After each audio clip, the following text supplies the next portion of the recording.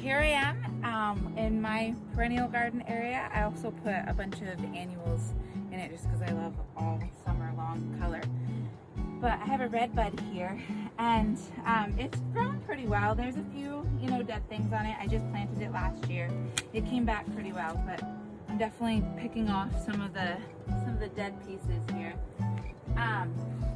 Another thing of this one, I really do like to have it tall instead of it being a bush. I want it to look kind of like a tree. So I'm going to take off all of these low branches that it produced so that it's more like a tree. So a few more dead things to cut off. It's kind of like an umbrella. I just want to shorten these a little bit, so I'm just snipping it back just so it looks a little bit better in my perennial garden, because it's not like the only thing in here. There we go. Let's see. Cleaned up nicely. That looks cute.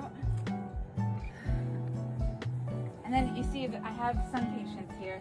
Sometimes I just have to clean off the blossoms a little bit, but really they're very easy to take care of. You don't have to do a lot to the sun patience. They do like to be watered, so if you have a big dry sprout, you definitely want to give them some water. I have soaker hoses going through my gardens, and I have them on a timer, just so that I don't have to stand here and water everything, and it makes it so that you don't get water all over the blossoms, and the blossoms last so much longer. Here I have a hydrangea growing here. I'm not going to snip anything away from this because I really want to have blossoms.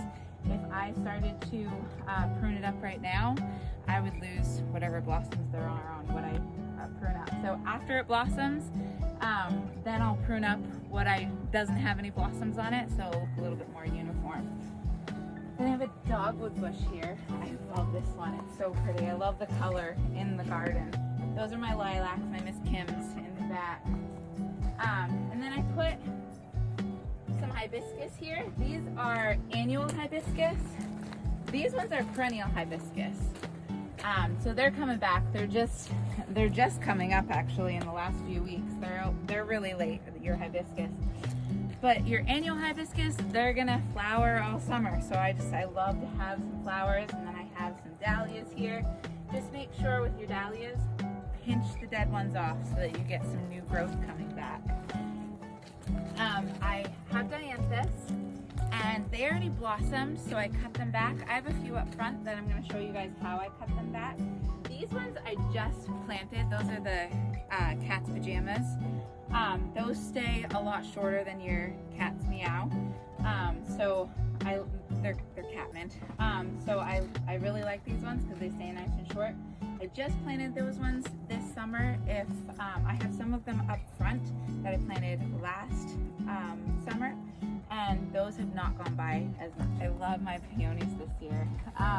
This one was so tall. I wish I would have put a cage around it earlier, because then it would have grown into the cage. I just put the cage around it because all of the blossoms were laying on the ground, and if you leave them laying on the ground, they go by so much quicker because they get wet, animals run into them, whatever. So I do have a few blossoms that I probably should cut back, just so that these other blossoms that are on the sides of them, they can blossom really nicely. But I usually leave them as long as possible, even as they fall off, because they just look so pretty and you waited all year for them to grow. Here's another hydrangea. I also have some more dahlias here that those actually got frosted. The last frost that we had in June, they got frosted, and so they've taken a little bit to come back. I had to cut out a lot of like the brown and everything, but they're doing really well. I mean, you can see all the buds that are coming on them. That one's a little bit later, but there's still a bunch of buds coming on them, and they're gonna blossom all summer for me. Then I have my pathway of my petunias, my wave petunias. I also have some sweet potato vines in there.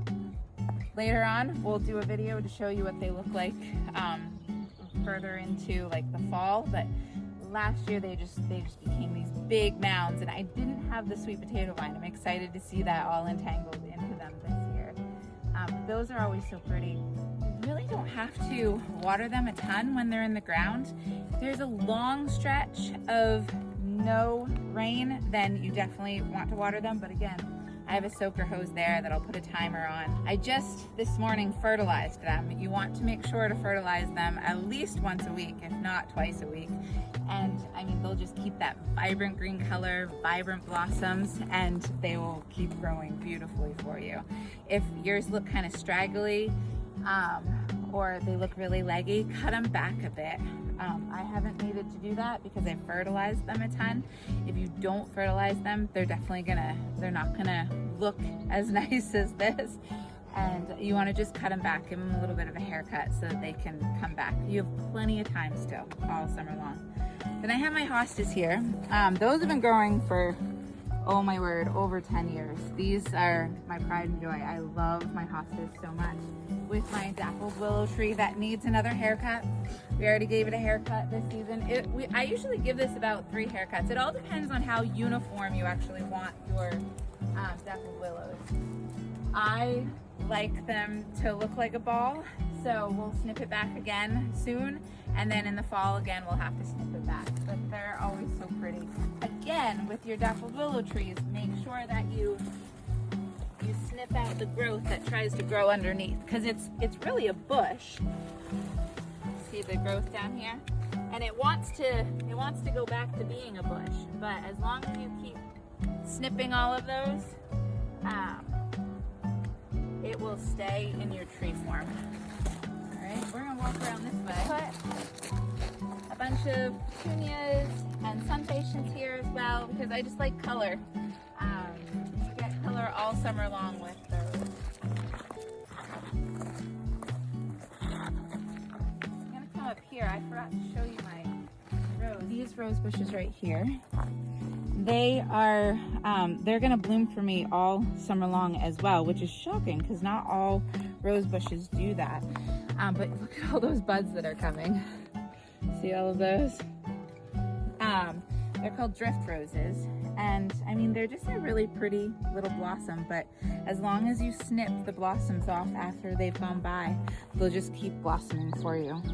I have more hibiscus right here. Again, these ones are annual hibiscus. They'll just, look at all these blossoms coming. They'll blossom for you all summer long again. Again, you want to make sure that you fertilize those. I just planted this last summer as well, this Japanese maple, and we just had to trim out a few of the dead things in it, but it's really growing back really well. It made it through the winter just fine, so I was really excited about that. It looks so pretty. Shasta daisies, these things will blossom for over a month. I loved them last year. They're so much bigger this year. These ones, of course, are smaller. I planted more because I liked them so much, so I have a whole thing going. So those ones will probably get a bit bigger next year. But this is the second year for my Shasta daisies, and they're so pretty. Hosta, more catmint, autumn joy. Those are a late bloomer, so I'm excited that things are blossoming right now. So I'm still waiting on some other things. I also have Jacob's Ladder. It's a variegated version of Jacob's Ladder. And then more dianthus. Some of them are going by, but again, they're a pretty color. I like that pink. Here's another sedum. I literally started this last summer with like 4 plants, and it just grew. I'm really excited about that. It's just starting to blossom. It will bud. The blossoms are about to open up, so I'm excited to see that one as well. I didn't see much color from it last season because I just planted it. More catmint, more dianthus. I love catmint and dianthus, you can't tell. More autumn joy. And then here's the dianthus again. These ones have really gone by, so they don't look pretty anymore. And I mean, I just take scissors, and you don't want to cut them too low. And also, I mean, the plant itself is going to look pretty for you anyways for a bit. but you just cut it off right there. Just get all of those yucky blossoms off that have already gone by. And then, I mean, it kind of looks nice for you. So that's all I do with my dianthus when they've gone by. I wait until pretty much all of the blossoms are gone, because even if some of them have gone by, they still look pretty. So I'm gonna cut this one.